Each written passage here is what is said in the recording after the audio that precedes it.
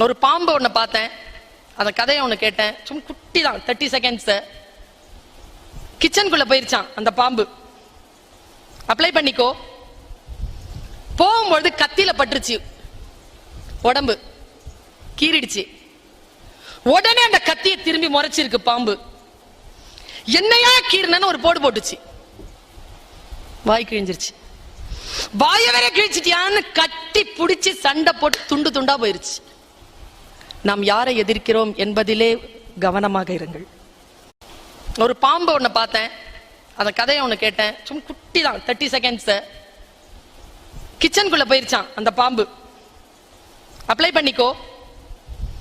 போகும்பொழுது கத்தியில பட்டுருச்சு, உடம்பு கீறிடுச்சு. உடனே அந்த கத்தியை திரும்பி முறைச்சிருக்கு பாம்பு. என்னையா கீறினு ஒரு போடு போட்டுச்சு. வாய் கிழிஞ்சிருச்சு.